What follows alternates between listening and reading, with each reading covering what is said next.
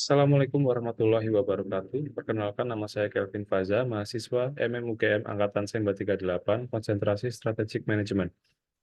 Pada kesempatan kali ini, izinkan saya untuk memaparkan tesis saya yang berjudul Evaluasi Strategi Bersaing PT Bank KB Bukopin.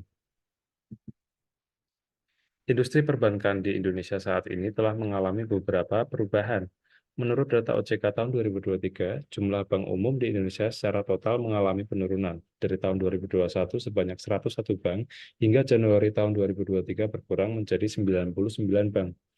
Pengurangan ini diakibatkan terdapat beberapa bank yang melakukan aksi akuisisi dan merger. Perubahan era industri perbankan yang bergeser ke digital banking mengakibatkan beberapa bank harus melakukan penyesuaian strategi untuk dapat mengikuti persaingan saat ini. Pada tabel tersebut dapat dilihat persebaran kantor cabang bank di Indonesia lebih banyak dilakukan di Indonesia bagian barat dibandingkan Indonesia bagian timur dan tengah. Persebaran bank umum di Indonesia yang belum merata disebabkan banyak faktor, terutama pada persebaran penduduk Indonesia. Hal ini mengakibatkan bank perlu untuk mempertimbangkan pembukaan kantor cabang di beberapa daerah yang tergolong minim penduduk, dikarenakan terdapat potensi pasar yang belum dijangkau pada beberapa daerah tersebut. Namun, pembukaan tersebut tetap mengedepankan efisiensi dan skala ekonomi dari sebuah perusahaan. Dari total rekening dana pihak ketiga bank umum dan total dana pihak ketiga bank umum yang ada di industri perbankan Indonesia saat ini, mulai tahun 2019 hingga tahun 2022 terus mengalami peningkatan. Hal ini dikarenakan penggunaan digital banking yang masif oleh beberapa bank, sehingga mengakibatkan tingkat DPK menjadi berkembang setiap tahunnya. Hal tersebut tentu berimplikasi dalam meningkatnya persaingan industri perbankan di Indonesia, sehingga penerapan strategi pada setiap perbankan menjadi penting untuk bisa memenangkan kompetisi saat ini. Untuk rumusan masalahnya, PT Bank KB Bukopin telah melakukan beberapa aksi korporasi, di antaranya tahun 2020 telah diakuisisi oleh Bank sebanyak 67%, kemudian tahun 2021 berganti nama dari PT Bank Bukopin menjadi PT Bank KB Bukopin, hingga tahun 2024 berganti logo dan nama menjadi KB Bank. Untuk menghadapi persaingan perbankan Indonesia yang ketat saat ini, tentu KB Bank menerapkan strategi bersaing, yaitu cost leadership strategy yang berfokus pada peningkatan efisiensi biaya operasional dan optimalisasi biaya operasional.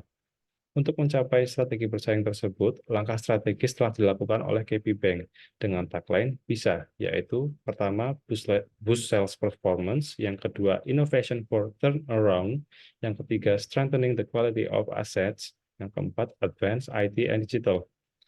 Dari langkah strategis tersebut dihasilkan performa bank sebagai berikut.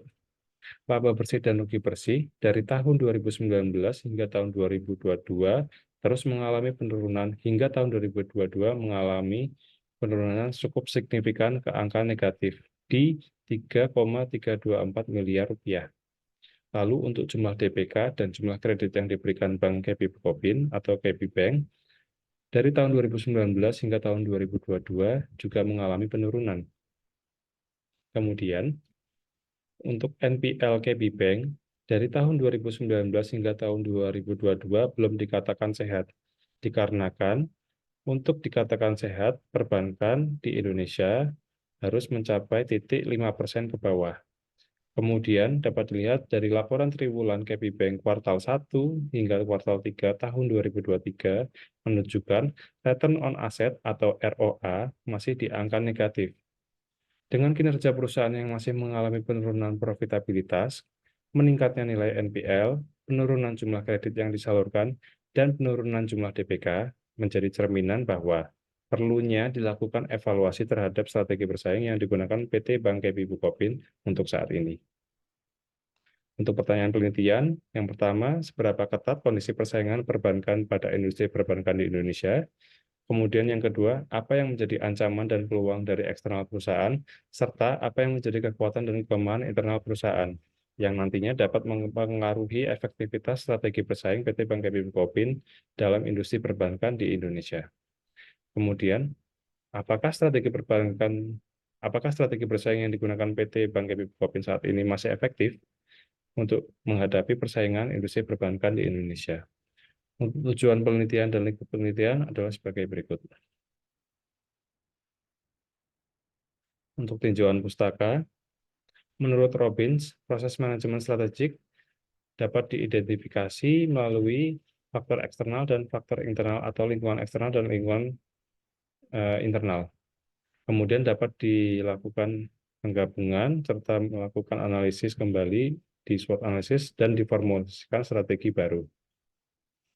Pada analisis faktor eksternal, peneliti menggunakan 5 Forces Framework, kemudian ada Key Success Factor, dan yang terakhir ada Driving Forces untuk mengetahui kekuatan pendorong yang terjadi di lingkungan industri perbankan Indonesia. Untuk analisis faktor internal, peneliti menggunakan 5 Generic Competitive Strategies, kemudian menganalisis sumber dayanya dari perusahaan, kemudian menggunakan analisis rantai nilai atau value chain, dan yang terakhir, setelah melakukan ketiga analisis tersebut, dilakukanlah metode analisis valuable, fair, unimitability, dan non-substitutable. Setelah melakukan analisis internal dan analisis eksternal, dilakukanlah analisis SWOT untuk mengetahui apa yang menjadi kekuatan dan kelemahan perusahaan, serta peluang dan ancaman apa yang akan dihadapi oleh perusahaan. Untuk kerangka penelitian adalah sebagai berikut. Untuk metode penelitian, desain penelitian ini adalah deskriptif kualitatif. Untuk metode pengumpulan data, dilakukan wawancara kepada 2 narasumber, yaitu branch manager dan branch operation manager. Kemudian ditinjau dari laporan tahunan perusahaan dan laporan lembaga regulator terkait, yaitu OJK, Bank Indonesia, dan LPS, serta website yang relevan dengan penelitian. Untuk metode analisis data, digunakan analisis eksternal dan analisis internal yang kemudian akan dianalisis menggunakan SWOT. Lalu setelah menganalisis SWOT, akan diidentifikasi strategi alternatif apa yang cocok untuk perusahaan. Hasil penelitian dan pembahasan pada lingkungan eksternal digunakan analisis 5 Forces Porter. Dapat dilihat dan disimpulkan untuk kondisi persaingan industri perbankan di Indonesia saat ini tergolong sudah matang atau mature. Dapat dilihat dari hasil analisis yang rendah hanyalah ancaman dari pendatang baru. Hal tersebut didukung dari yang pertama, kebijakan pemerintah, kemudian adanya akses jalur distribusi yang kompleks, kemudian tingkat loyalitas konsumen yang tinggi, dan capital requirement yang tinggi juga. Kemudian pada key success factor terdapat 3 kunci utama dalam memenangkan persaingan ini, yaitu ada kualitas sumber daya manusia, kemudian yang kedua ada kemampuan perusahaan dalam membangun branding citra bank, kemudian yang ketiga ada kemampuan pengembangan dan riset digital finance services.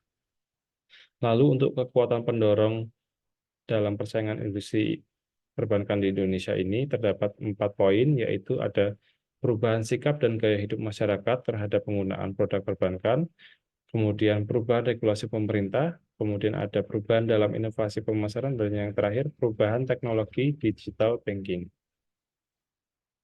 Kemudian pada analisis lingkungan internal. Yang pertama ada analisis sumber daya perusahaan. Dari analisis sumber daya perusahaan ini terdapat 2 kategori, yaitu ada tangible resources dan intangible resources. Di tangible resources, yang pertama ada sumber daya keuangan, kemudian ada sumber daya pemasaran dan produk, kemudian yang ketiga ada sumber daya teknologi, dan yang keempat ada sumber daya organisasi.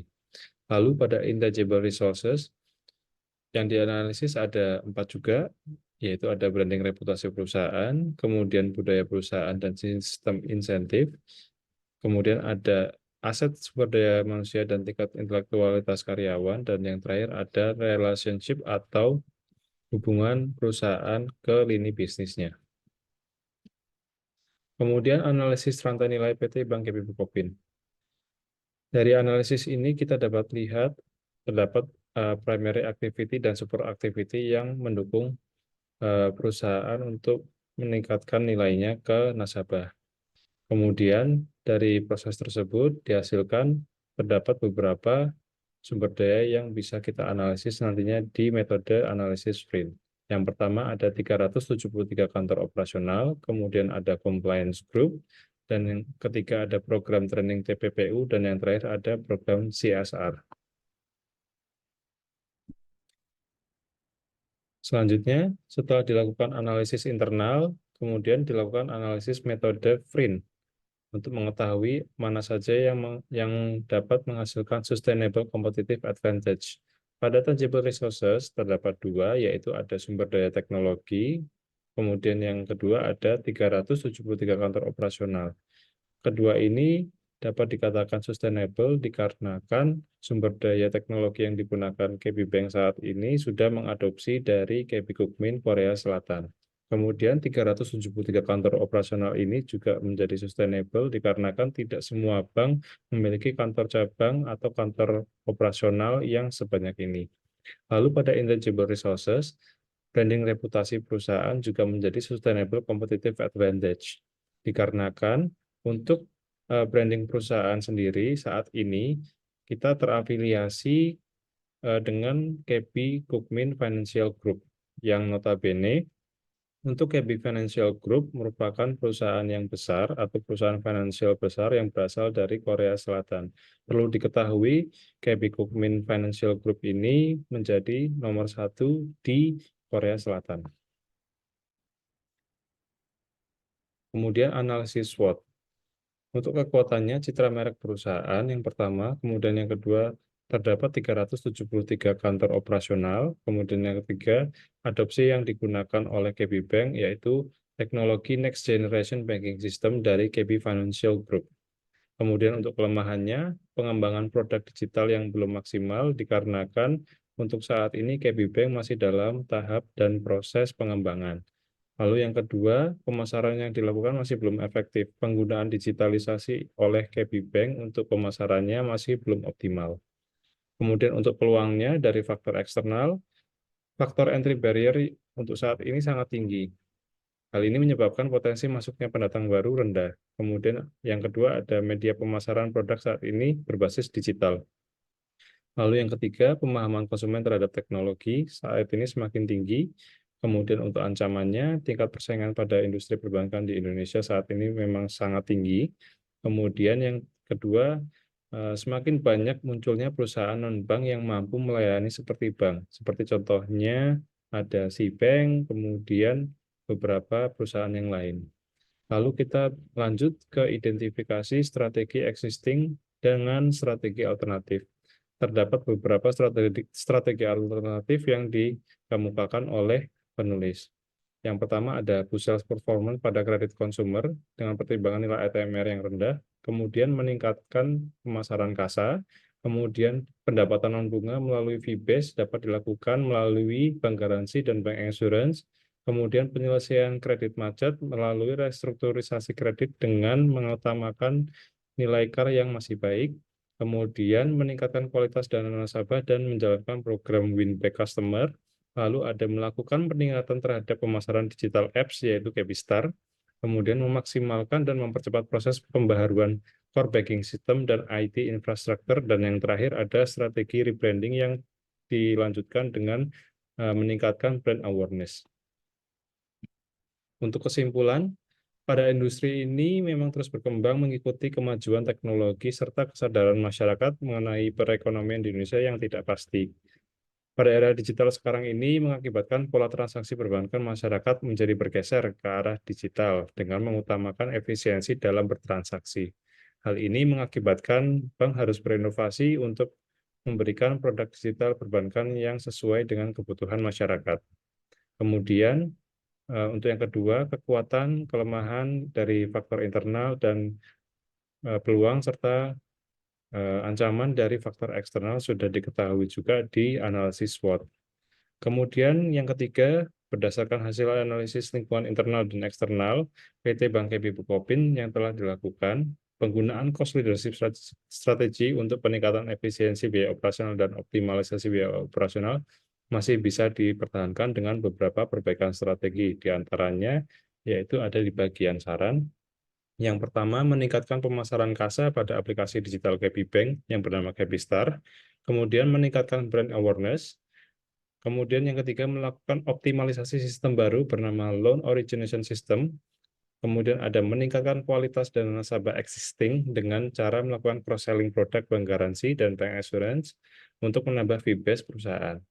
Kemudian ada melakukan percepatan terhadap proses migrasi CPS atau core banking system dan perubahan IT infrastructure. Mengingat saat ini jumlah karyawan sangat terbatas akibat dari proses efisiensi perusahaan. Dan yang terakhir, meningkatkan jumlah kredit yang diberikan dengan menyasar kredit konsumer. Karena pada saat ini KB Bank masih berfokus pada kredit retail. Sekian presentasi dari saya. Semoga penelitian ini dapat bermanfaat bagi pihak-pihak terkait. Terima kasih.